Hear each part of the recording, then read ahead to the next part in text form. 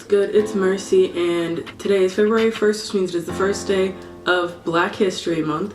So every day this month I want to upload a video that kind of highlights somebody in Black history that nobody really talks about, someone that doesn't get as much recognition as they should, somebody that was pivotal in part of our history, our culture, in advancing us into the places that we are now, and people that are currently helping us advance even farther, because we all know that civil rights is not where it should be as of late. But I want to start this month talking about someone that I had never heard of before, so if you've heard of her, good for you.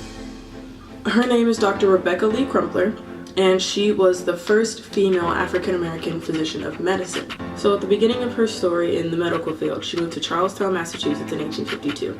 And for 8 years she worked as a nurse until she was accepted into the New England Female Medical Center as a medical student, which was extremely weird because it was hard for Black men or women in general to be admitted to that school, and out of 54,543 physicians in the United States, 300 of them are women, and not one of them was a Black woman. After completing 3 years of coursework and a thesis, she gave her final oral examination in February of 1864.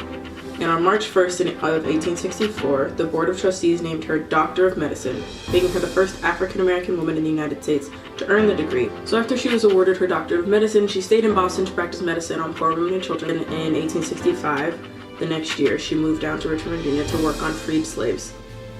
During her time working with the freed slaves, a lot of the male doctors would snub her and also try to bar her from filling prescriptions. People would also joke that the MD behind her name, which stands for medical doctor, actually stood for mule driver.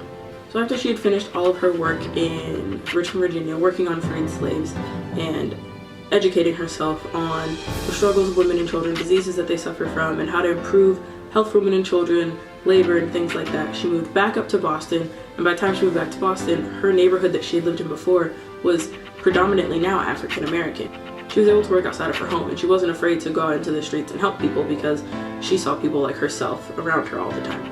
So after years and years of working in medicine, in 1883 she published a book called A Book of Medical Discourses, and it was dedicated to nurses and mothers, and it focused directly on the care of women and children, which is what she specialized in. And it was the first publication. It was one of the first publications written by an African American about medicine.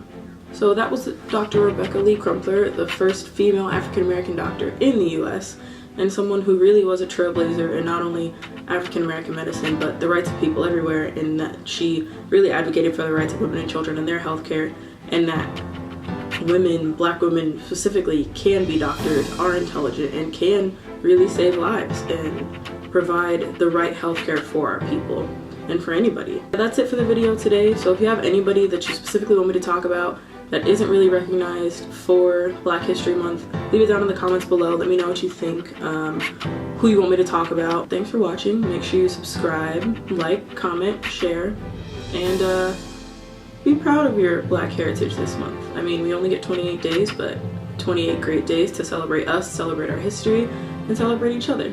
So, as always, be yourself, be kind to yourself, and